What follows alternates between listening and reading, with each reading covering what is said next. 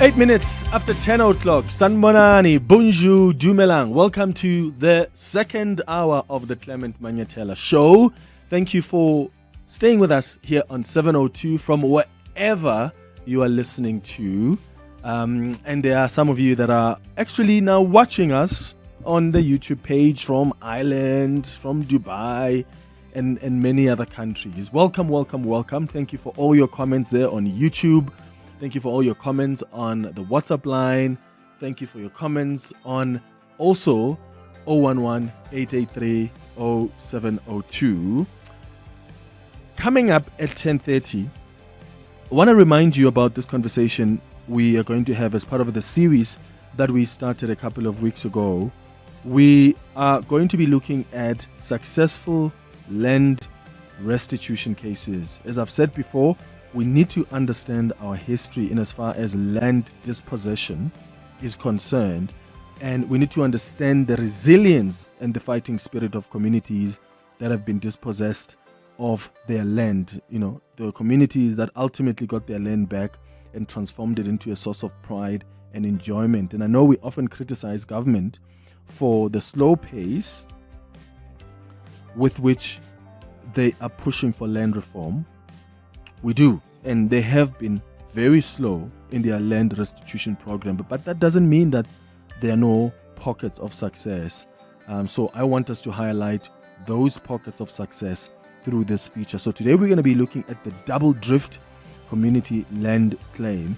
A century after being forcefully removed from their ancestral land under the 1913 Natives Land Act, the Double Drift community in the Eastern Cape reclaimed their land initially taken to make way for a game reserve. So you've got community members now that didn't have any choice at the time. In fact, they were given a choice to say either you're taking the money or you receive another piece of land or you keep the existing land, and they chose the latter. And all they were thinking about was, we want to ensure growth, we want to ensure sustainability in this area. So we're looking at about 1,400 hectares that's now being utilized for game farming and hunting, which has laid the groundwork for a thriving community-based wildlife economy. So the Double Drift success story really stands as a powerful example to land reform in action, where dignity is restored, you've got livelihoods that are being built, and local ownership becoming a foundation for prosperity. So I'm very happy. I'm looking forward to that chat at 10:30. We'll also, on our Family Matters feature at 11 o'clock, talk about the importance for there being a trusted adult in a child's life. And I think with all that's been happening over the years, as adults, as parents, we need to be more trusting. We need to be more cautious. I find that we've become more trusting because we need to live in the age of it takes a village to raise a child, where there was a level of trust, right, with the people who are helping us raise our children, with our neighbors, with our family, with the people down the road from your house. And things have changed now because we're seeing more and more people violating, especially children in communities. So it's very difficult now to maintain that trust because of how vulnerable young people have been. And this is not to say these crimes have not happened before in the past, but we found a way to report some of them. And it's really quite scary sometimes when you see what's been happening to young people in our community. So we're going to talk about the importance of having our children with trusted adults. That's what we're going to talk about at 11 o'clock. 12 minutes now after 10. You're with Clement Manyathela. 702. So we are going to speak now to Lieutenant General Tebello Mosikili, who's the Deputy National Police Commissioner for Policing, about the allegations that the Police Crime Intelligence Division is investigating, that there are some BaSotho nationals that are undergoing military-style training on South African farms, and they're doing this to, quote-unquote, reclaim stolen land from the Mountain Kingdom. So apparently there's an emergence of a group calling itself Matalanaha, which is allegedly recruiting BaSotho youth from within the country in Lesotho and abroad to incite insurrection against their government and for even the contentious land here in South Africa. So it's very concerning if this is indeed the case, and that's why the police have decided to investigate. And if you've heard of this Matala Naha grouping, you've heard about what they're up to, I'd like you to tell us what you have heard on 011-883-0702. Are you aware of these allegations against some of the BaSotho nationals here and the training program that they're running? The WhatsApp line is 072-702-1702. Otherwise, post your comments there on YouTube if you're watching us there. I'll come to them in a moment, or questions if you have any. Lieutenant General Mosikili, thank you so much for joining us. She's a co-chairperson of NATJOINTS. Good morning. Good morning, Clement, and good morning to the 702 listeners. I mean, at first glance, this sounds quite concerning if we have a group of foreign nationals setting up a training camp here for the very reasons that we are told this group may be existing for. What have you managed to establish so far as the police about this group? Thank you so much, Clement, and thanks for the opportunity that 702 has given us and to the 702 listeners. Clement, yes, it is concerning matter, and it is a matter that we cannot not investigate as the police, but most importantly, the security cluster. We are a sovereign country. We do have the rules in this country. If any other country requires intervention and assistance, it needs to be done properly and with the diplomatic relations that we are having. It is a pure criminality that was reported that we also have picked up, and we wouldn't just sit back. Hence, we have launched the investigation. All the intelligence communities in the country were alerted to this particular training, and from the time that this became or surfaced, I will say resurfaced, I will qualify why when it surfaced this time around, it then warranted that we need to stand up and do something about it. And I think in the past, recent past, Clement, where we have experienced a similar training in Mpumalanga, when we were alerted, we responded, and all the necessary was done by the country to ensure, and we did communicated back to the communities of White River as well as the communities of South Africa. This time around, when the report emerged, it was investigated, and we are continuing to investigate because we do not have or did not at the time knew about a specific area, but we were told it was in Free State. Hence, the investigation started in and around a Free State province. But knowing that Lesotho is bordering only with South Africa and bordering with 3 provinces to be specific, we then alerted all the 3 provinces to start with the collection and analyzing all the trainings that are happening. Okay. Military style training, Clement, has not yet been established throughout the country because we did not only confine this particular investigation to Free State, knowing that BaSotho are everywhere in the country. Okay, have you been speaking to the authorities in Lesotho? What kind of evidence have they gathered so far, and is that assisting you in your investigations? We are in communication with our counterparts in Lesotho in different levels and different organizations that have the responsibility. As the South African Police Service, upon receiving this particular alert from Lesotho through our Interpol offices, there were engagements between the National Commissioner and the National Commissioner of Lesotho. Within the borders of Lesotho, as I indicated, that we do have these 3 provinces that are working or that are bordering with Lesotho. There is a forum that sits between the 3 provinces and our colleagues in Lesotho. This is to address any other matter and any crime at any given time. We call it a bilateral forum with Lesotho, Free State, Eastern Cape, and KwaZulu-Natal. When this was received, our colleagues that are chairing the bilateral, especially the acting provincial commissioner of Free State, Major General Lisia, in the absence of General Mutsenyane, did a touch base with the counterparts in Lesotho to get specifics and to also get any other evidence that they are having. We do have signed protocols of sharing of intelligence, and that was also pursued, and we did receive the alert.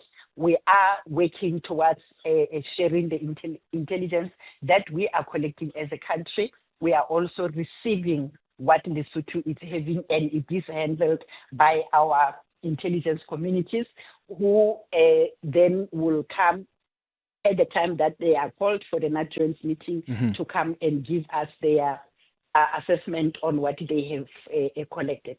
Okay, I've got some WhatsApps coming on 072-702-1702. Have you heard about this specific grouping, this group that somehow, is it Malatanaha? This group that is somehow establishing a training camp here, military-style training on South African farms, and they're saying they want to reclaim land that is stolen from the Mountain Kingdom, but there are also allegations that they're recruiting people not only in Lesotho but abroad as well to incite an insurrection. Have you heard of it? Are you concerned about it? What questions do you have about it? Let's start with this WhatsApp voice note. Hi, Clement. This is Sidon. Clement, my Mosotho friend has told me that there is a party that is so much vocal about this in the Lesotho parliament. They want to reclaim the whole of the Free State, as he put it. Yeah, they say it belongs to Lesotho, they used to reside there and so on. Man, but as for, they say it's Malatanaha. Thank you very much. Yeah, Malatanaha. Okay, so some of you have heard about this grouping. Lieutenant General, what's your message to, I suppose, some South Africans that are a little concerned about, or they're beginning to panic, especially those in the Free State? Because I've seen, some, especially coming from that side of the country, saying we are a little concerned now about our security, especially also given what's happening within the SAPS. We've got more and more South Africans that are worried about state security. What assurances can you give them in as far as the work that you're doing on the ground? Thank you for that question, Clement.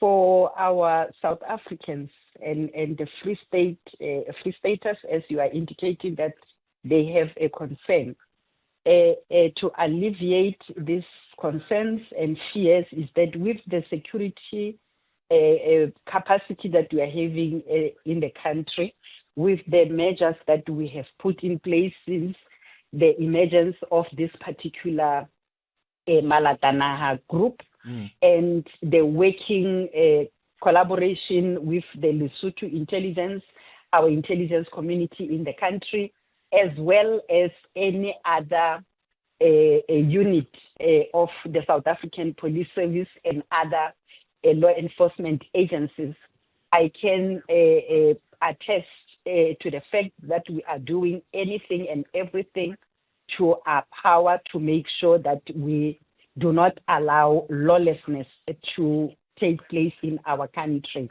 And to comfort the South Africans as well as those who love and live in it that are coming abroad, is that we are not going to allow lawlessness to happen. I think your assertion now is that with what is happening currently in the South African Police Service, that thing is receiving attention, and it should not deter us from doing the work.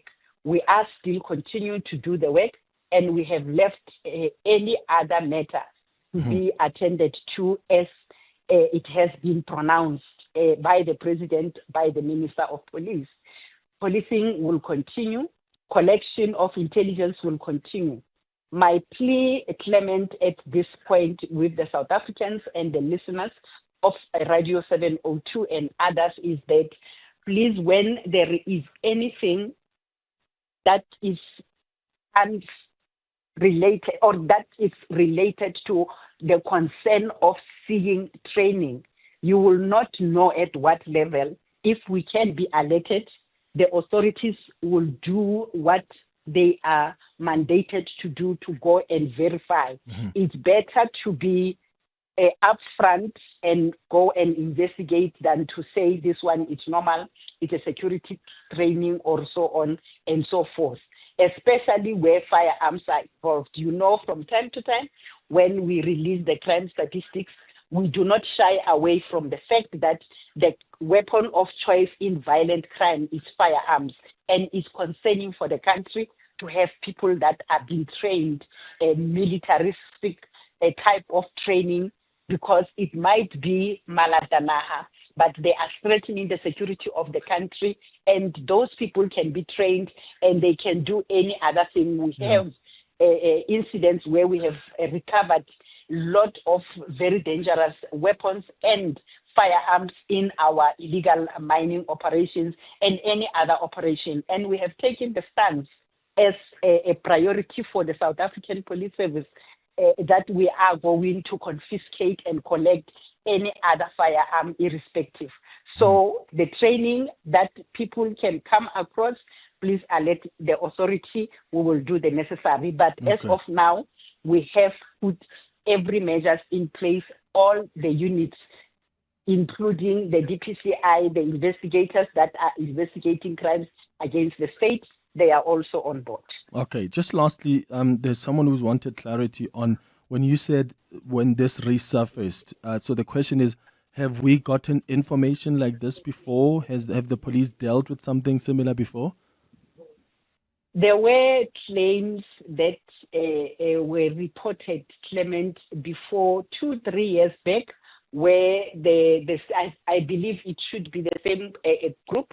I'm speaking under correction, where there were claims that parts of South Africa belong to Lesotho, and not only Free State. I think parts of Eastern Cape, parts of KwaZulu-Natal, parts of there were a number of areas that were identified that were communicated at the time as part of Lesotho. Hence, I am saying this thing is coming back again, and now it is coming back with the issue of the training that is happening in South Africa. And the claims are that among the trainees is both Lesotho, South Africans, and people from other countries. Hence, I'm saying resurface, and now it is coming, gaining a more momentum in relation to the seriousness of the claims that are coming of the militaristic type of training. Mm-hmm. Lieutenant General Tebello Mosikili is the co-chairperson of NATJOINTS, one of the Deputy National Police Commissioners, Deputy National Police Commissioner for Policing, joining us there on the line about these concerning allegations that the Police Crime Intelligence Division is investigating, that there are these BaSotho nationals that are undergoing military-style training on South African farms to reclaim land that is apparently stolen from the Mountain Kingdom. So it looks like these are people that are not only after that land, but they are recruiting people not only in South Africa but from other countries as well, so that they can also come through and incite insurrection back in Lesotho. It's quite concerning, but the police are saying they've got this covered and their crime intelligence division is investigating. James, you are in the Johannesburg CBD. Good morning. Morning, Clement. I hope you're cool. Yeah, sure. Clement, look, I'm not convinced about what she's saying, you know. Because I can tell you, Clement, that I heard about this story 2 weeks ago, maybe even 3 weeks ago. Before I read, you know, on this week's newspapers, by General Masemula saying that they're investigating. I mean, surely for me, it shows that we've got a very weak intelligence. And this one in particular from Mpumalanga, it was worrying because we saw the tents there being built, you know. And I can tell you that even that one, I'm sure the communities were reporting about it every time, and then they reacted after that. I think that, you know, they need to up their ante intelligence. Personally, I don't feel safe. I think that we have very weak intelligence. then with security cluster. I'm not convinced at all. Because they act after the fact. It's not like, because I want to hear Clement, them saying that they must be the first people to know. I don't want to read this from the media before they said, okay, we heard that there is this thing, then let us go and act. For me, it doesn't inspire confidence. They are very disappointing, these people. Okay?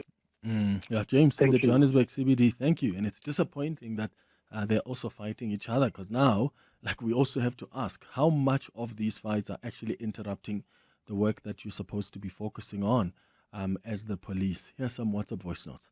Well, Clement, good morning. Zamile from Orange Farm. I heard about this group, and it's not for the first time that I hear about this group. They started first as a small organization in Yanaso, and then now they are a military group that has been trained right in South Africa to attack South Africa. And it is not only that they want to take the entire Free State, they want to take part of the Vaal as well, because they believe that the Vaal and the Free State and some parts of this country belong to Lesotho. What is the intelligence of South Africa saying about this? Because the first time I heard about this, it was actually from the intelligence of Lesotho. Did the South African intelligence hear from the Lesotho intelligence, and then they started reacting? That means we don't have intelligence in this country. Good morning. Clement, as South Africans, we should be concerned about this. BaSotho nationals, we now know, have taken over as one of the largest groupings as part of Zama Zama. So our law enforcement should not take this lightly, and we as citizens should also not, we should be concerned. Bopelo from Binoni. Morning, Clement. Malatana, I believe there must be someone who's funding these people to carry on with this kind of operations within South Africa. So, which means our security is very poor, really. I heard about this people who are doing these things somewhere in South Africa, and it's sad, and it's not good at all. It's not good. I mean, how can something like this repeatedly happening in our country, which means we are poor when coming to security? So there must be someone who's powerful, who's fueling this kind of operations in our country. So if the country itself doesn't stand up and eradicate this kind of things and tightens the law, then we don't have anywhere to go. There's no way that a country like this one, a beautiful country like South Africa, must accommodate things like this. I mean, this is a very bad picture to us. We are sleeping each and every day, but people are busy operating within our country. It's very sad. It's very sad. Mudise here from Lenasia. Thank you very much. Yeah, we should all be concerned, especially with what we've seen before. Remember, this is not the first time that a military type of training like this is discovered. And yeah, why are these groups so comfortable to come set up training camps here? There must be something that allows them and makes it so easy for them, and that's got to concern us. It's 10:31. Hanging out with Clement on 702. Let's walk the talk.